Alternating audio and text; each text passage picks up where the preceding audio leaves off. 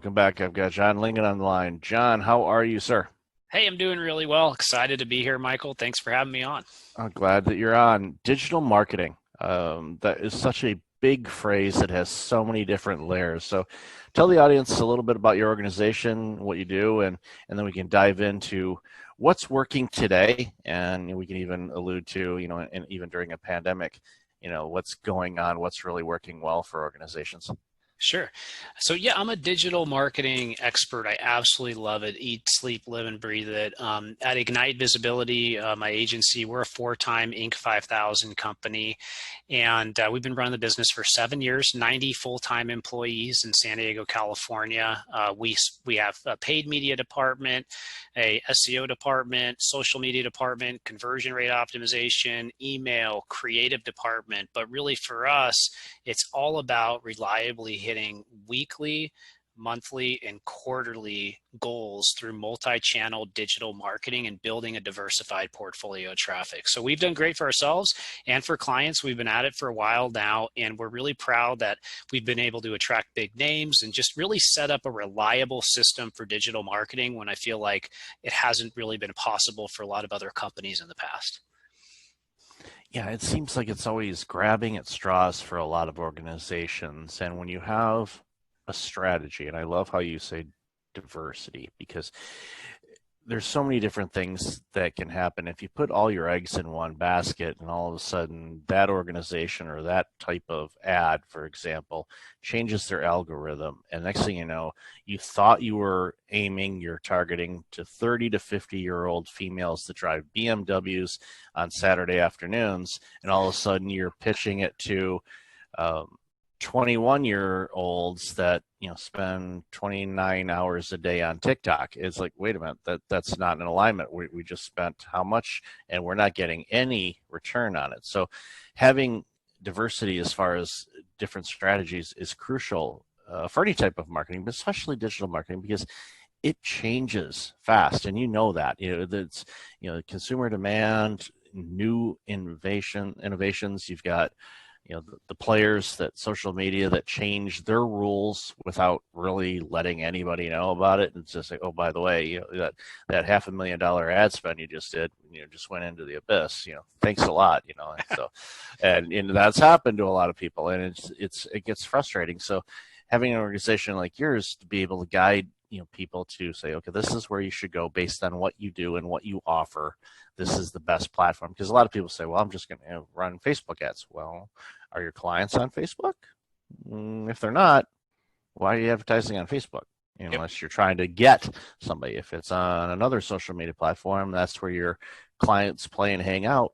Yeah, maybe you should focus on that. But some people just say, I got to run Facebook ads. Nothing against them. I know they work for some people, but sometimes that's, if your audience isn't there, then you might as well just send the money to me, and I'll do some advertising. I'll open up my window and yell, "Buy from ABC Agency," and no one will hear it because I'm on the 15th floor. So um, Yeah, so I mean, I think you make great points, and I think you want to think about it as your investment portfolio. So, I'm an MBA in finance, and I got that back in 2007. It's been a while now, but we really look at ourselves as like a fiduciary for your online advertising money. And I would say if all your eggs are in one basket, two baskets, you're totally at risk, because Google could do an algorithm update. It could go away at any time.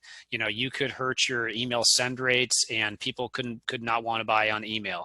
You've got investigations going on right now from on a national level of of Google, of Facebook, of Instagram. Facebook could go away any day. So what I've done, and I've written a book on this, it's called The Forecaster Method, and this is the same type of advertising strategy we've set up for our amazing clients, like Tony Robbins, for example. But what we've done is created a very reliable system so that the cost per acquisition for every type of online advertising you have. So exactly how much you're spending to get the results, and then we set up a system that continuously allows you to get results for cheaper and learn and grow over time. So, that to me has brought so much certainty. And I just see so many issues with the way that a lot of people do digital. A lot of people, they might just set up an ad. They got 2 ads they run on Facebook, they got 2 ads they run on Google. But really what you need to do is be constantly refining and testing your audiences, constantly refining and testing, your advertising, constantly refining and testing your landing pages, because the name of the game in the future is going to be about who can convert traffic for less as more and more people come into digital. Digital is forecasted to grow 20 to 30% as far as people coming into these different advertising platforms over the next 3 to 4 years consecutively. TV is supposed to be going down, and that's for a good reason. That's because we have better tracking, better attribution. We can connect all these things together and take the guesswork out. And if you've got a really great ad matched with a really great landing page, matched with a really great offer, matched with a really great funnel, you can build an entire multi-million-dollar business model off of it. And that's what gets me so excited, and it just brings me a lot of joy to help people do. We've seen it done, and you hit it right on the head. You've got all these top-notch segments of your campaign, and it's a holistic thing. A lot of people think singular, that okay, I need to do an ad. Okay, well, what are you advertising? What's your lead magnet? What do you want people to do once they get into your ecosystem? Do you want them just to kind of look around and go, oh, this is nice, and then walk out the door? Or do you want them to invest in what you're offering and maybe invest deeper, whether it's a mastermind or one-on-one coaching or anything like that? But you want to have that clearly laid out so it makes it easier for the consumer to continue to click yes, for example, as the next offer comes up or connects with a pain point. And again, oftentimes I see this so many times with entrepreneurs. They're like, oh, I've lost this product. Great. Okay, what's this supposed to do? Does this. All right. What pain point does it hit? Sometimes they know, oftentimes they don't. Like, well, you're not addressing a pain point. Why are you different from the 50 other people that are doing just that? People buy things to make things easier on them, whether it's pain or make improvement of life, or outsourcing podcast editing is a wild example. I could do it. I've done it, but I outsource that because I can, and it saves me a ton of time. And they've got all the mixing tools. I don't want to spend the money on the mixing tools because that takes away from the other things that I do. And I don't want, it's like, sorry, I can't do this speaking engagement in a beautiful part of the country because I've got to edit these 10 podcast interviews I did last week. No, that's not wise. So getting a complete picture on how you want consumers to behave is something you really have to think about. And I'm sure you probably run into new clients that initially don't have that. So how do you flush that out of them? So one of the things we are able to do, and I would recommend everybody go through this exercise, but we use a tool called Pathmatics, which is super expensive. So your listeners probably wouldn't want to invest to do it, but we pay for the subscription. And what we can see is everywhere that your competitors are spending, we can see exactly how much they're spending. We can see the type of media that they're putting their money behind, video or images. And we can see how much they've raised that spend or lowered that spend by platform over time. And then we can look at what you're spending. And then we can find the gap between what they're spending and what you're spending. And then we can find out what goals you want to hit on the weekly and quarterly and monthly basis. And then we can find out your conversion rates, and we can find out your conversion rates by network. So what we do with our forecasting software is we plug all this into our software. Our forecasting software is called the forecaster method. And then it allows us to put in place a forecast for exactly how much you need to spend to reliably go from where you are now to where you want to go to where they are over time, and then the project plan for what needs to happen there. And we also do that by month and by quarter in case there's big swings because of seasonality and things like that. So if you're a new business and you're looking to get into this for the first time, I would say you probably have no idea how much you're missing out on with how savvy digital has gotten. And I would highly recommend the first thing that you do is you just look at Google Analytics and you look at your traffic report and you look at your sources, every single source, whether it's Facebook, it's Google, it's Bing, it's email, it's organic, it's affiliate marketing, whatever are your main sources. You look at at your conversion rate, you look at how much you're spending there, and you get an idea of your spend and your return. And then once you've got that, you've got a baseline, and that's the most rudimentary way to do it. And then you can kind of scale from there. But I would say that, now is a huge opportunistic time for digital marketing. With the right offer, a nice soft offer that goes out, you can get cost per acquisitions for a few dollars, right?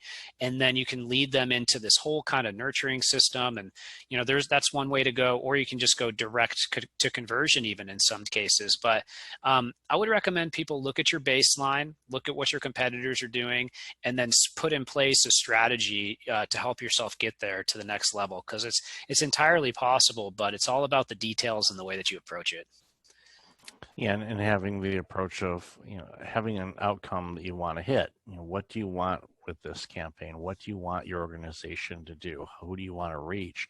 And again, that's something that I find a lot of people, when I talk with them through a variety of different conversations, they're not as clear as they need to be on it. And that's fine. I get it. The initial thing was, I want to launch a business because I see a need to do this.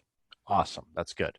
The world needs you. Now let's start figuring out and getting everything tied up and your infrastructure set up, and to figure out, okay, is that truly what you want to do? Because even, my own story, I launched my business, and what I'm doing now with more speaking than anything else, that wasn't on the radar when I launched the business. I wasn't really thinking about that. I was thinking of more of the coaching, consulting kind of stuff. And I say, I'm yapping on virtual conferences and on stages. And I'm like, oh, well, that was a nice little pivot. Good thing I know how to talk. That helps. Yeah, especially when you get on stage and you're looking at all these people and going, why is everybody looking at me? Oh, okay, I'm supposed to talk. Got it. Great.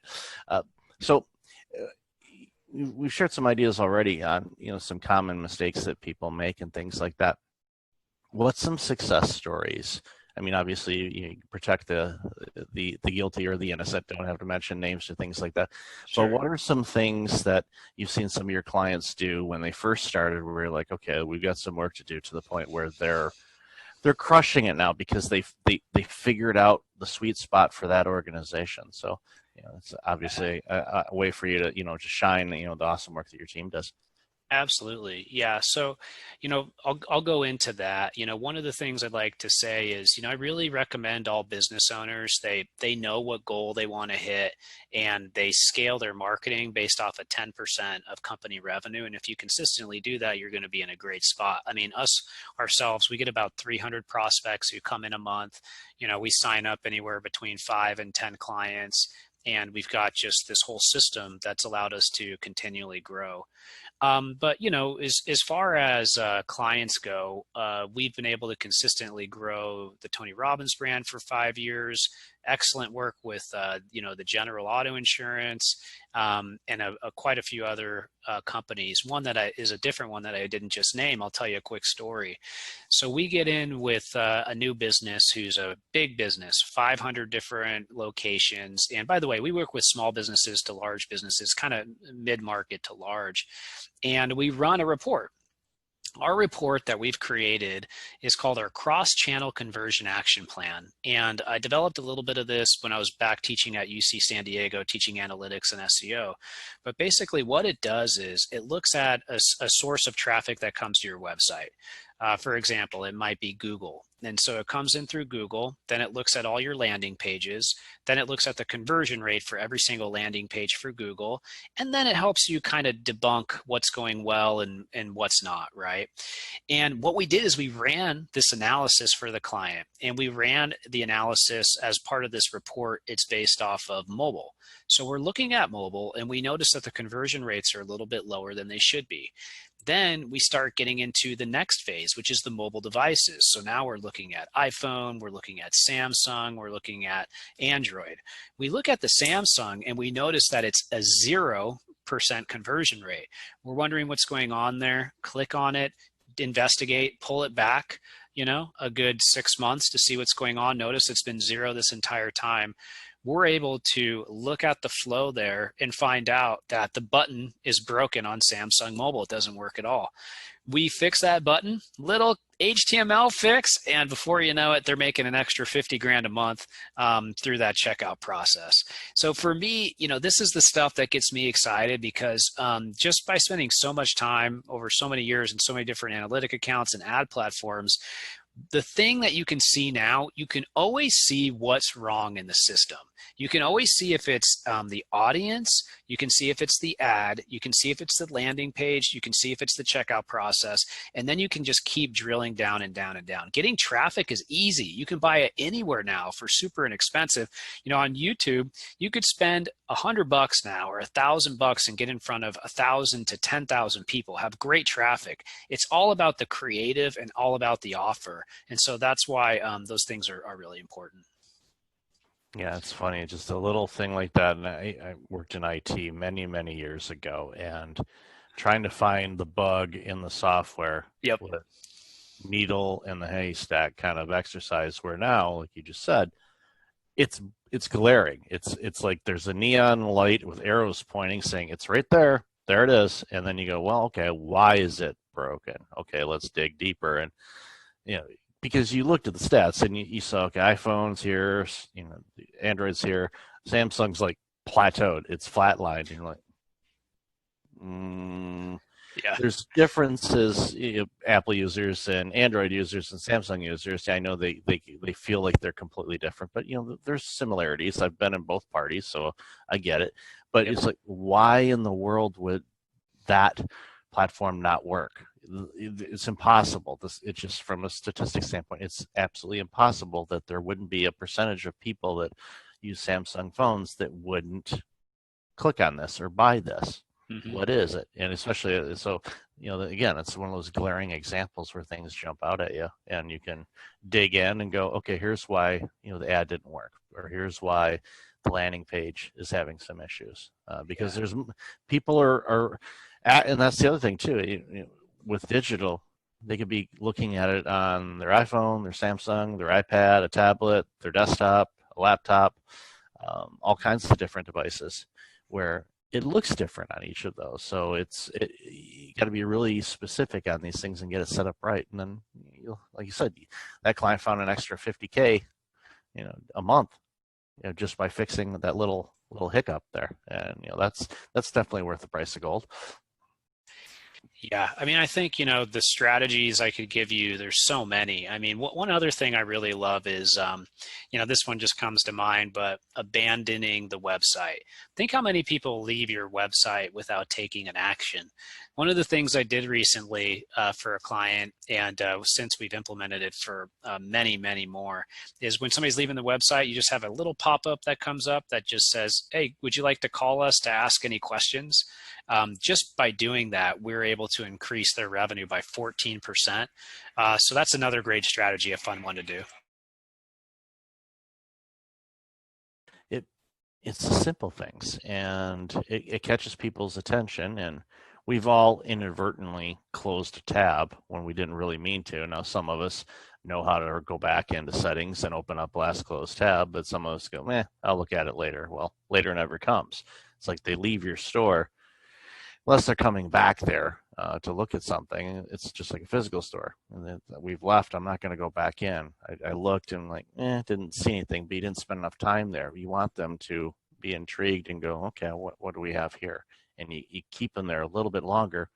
14% is huge. That's a huge turnaround just by asking them, hey, any questions? And a lot of people say, well, pop-ups are annoying. So you know what? The pop-ups are informative. They tell you, hey, here's something that could be specific to the audience, and especially how things can be targeted and all of that kind of good stuff. It can feel like it's a custom, Michael, I see you stopped here. What type of shoes were you looking for today? Maybe you would consider this one, or we realize you looked at that but you didn't buy it. Is there a reason why? The simple things like that provides insights to the organization, but it also gives a more personal touch in an online world. And when online first came out, that really wasn't the case, but now as time goes on, it just gets more and more personal. Yep. And that's a beautiful thing about it. And it's in the middle of a pandemic, when so many people their only choice of shopping really was online. It's good that that exists, because people that were on the fence about doing online shopping now realize, oh, I actually like this experience. I can look a little bit more and I can see a bigger inventory, and they have my size and all that good stuff. Yeah, absolutely. So if there, I hate asking this question, but if there was one piece of advice, just one, that you were going to give somebody that wanted to focus on their digital marketing for their organization, what would that one piece of advice be? That's a really good question. Uh, so It's kind of like asking who's your favorite kid. That's it's a tough one, but no, it's okay. So I came out with a study recently, which I'd love for you to check out. It's on how different levels of companies by revenue manage their budgets and what they invest in when it comes to digital. So I think, you got to consider what size of business you are. And that dictates pretty much everything because, for me personally, I've worked with businesses that are tiny, tiny, under $1 million, all the way up to businesses that are $1 billion businesses. And the framework is incredibly different. At the low end, we see most people, they just do basic social media kind of on their own, and they manage it on their own, friends and family, couple customers. When you get up into a billion-dollar global business, it's incredibly different. You are on every single platform. You have sports sponsorships, you have television. You need to max everything out to continue to have market domination and to own the market. So what I would tell for anybody listening to this is you need to be cognizant about the size of the business that you are to have the maximum return and to be properly managing your marketing, right? But that 10% rule of marketing really applies well, because if you are a 1 million or a 10 million or a $50 million business, you're continuing to scale marketing based off of 10% of revenue. That goes into growth. You allocate that to new channels. You allocate that and double down into current channels where you get the highest return on ad spend, and the machine perpetually drives itself. But based off of that study, what we found is that businesses under 1 million invest mostly in social media. When they get to 1 to 5, it's mostly social media and SEO. When they get 5 to 10, they start investing a little bit into paid media. When they get 10 to 50, they start investing a little bit more into paid media, SEO, social, and email marketing. They start to level out a little bit more. And then over 50 million, it becomes a diversified portfolio where really they're investing in about every channel the same. And email marketing and customer database marketing becomes way, way more powerful because they are a legacy business that has built up a huge database of customers, and they can reach back out to them, which I've even seen with our own business, because when we started, it was all about new business, but now we have such a huge database of people who are coming to us, want to come back, have reached out at some point, things change. So my main thing I would say to everybody is, even though I just told you that, here's my main tip for you, that I think all those people in that whole evolution is kind of wrong in some ways. I would instead recommend you don't invest in social first. I would recommend you don't invest in SEO first. I would say the first two places you should be investing are paid media and setting up a reliable paid media cost per acquisition system, and then email marketing for nurturing those people. You want to get all the channels going, but if you can start paid first and set up a really great strategy, it's so much more immediate, and then you would want to reinvest long term to have all those things going. But find one really good platform that works well for you, a good funnel, a good ad set, and then start replicating and scaling and from there into other areas. And I think you're going to set yourself up the best for success. That's awesome, and that's great advice too. And a lot of times everybody says, well, I got to be in everything, and then they spend all their energy in everything and not where it needs to be. So well, the reason awesome. I tell you that is because we're ranked as the #1 SEO company in the nation. A lot of the business was built off of SEO, right? If you look on a lot of lists, but a lot of people come to us, smaller businesses, I want SEO, I want SEO, I want SEO. That's great. We would love to do SEO for you. We can help with that. We're very, very good at it. We've got great solutions. But really, if you need more leads right away, paid's where it's at right now. obviously. Yeah, you get what you pay for, as they like to say. So awesome. John, I've loved our conversation today. Where can people find out more about you and this incredible work you're doing? Yeah, thanks for asking. If you'd like to check out ignitevisibility.com/grow, I've got a really cool special offer there. You can check it out for a free digital marketing forecast, but no pressure. If you'd rather just learn for free, I do two digital marketing training videos a week on YouTube where I cover tons of advanced strategies. I really love doing it. Make sure to give me a comment when you're there. I love chatting with people online. That's awesome. I'll definitely have that in the show notes. So, John, great to connect with you. Thank you for this awesome work that you're doing. Thank you. Have a great day.